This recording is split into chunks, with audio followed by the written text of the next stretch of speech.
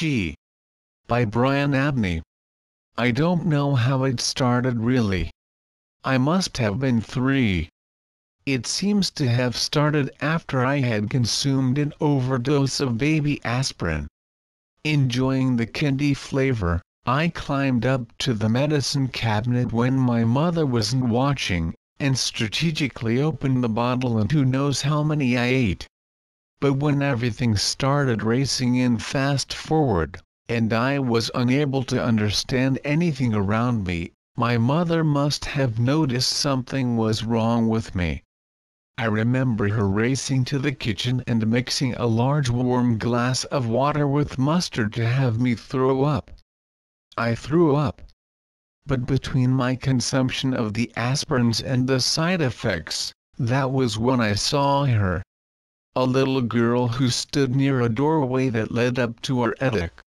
She had a shy, lonely look about her. And I was never to see her again. I was, however, able to feel her presence.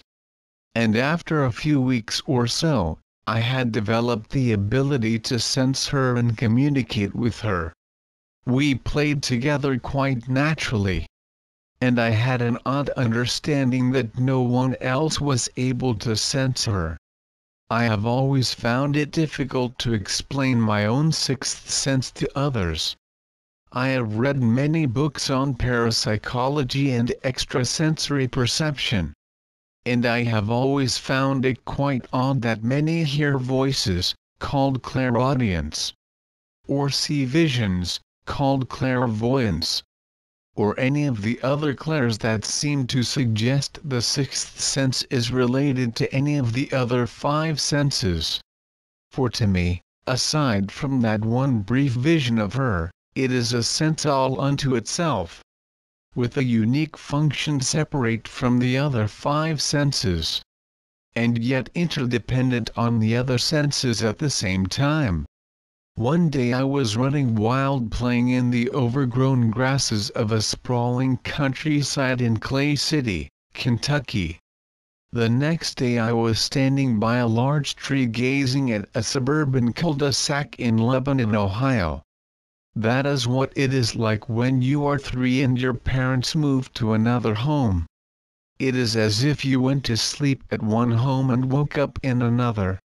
Because I was 3, I did not comprehend it.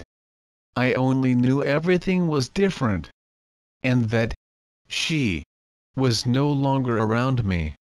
It was difficult, but I got through it. For a little while.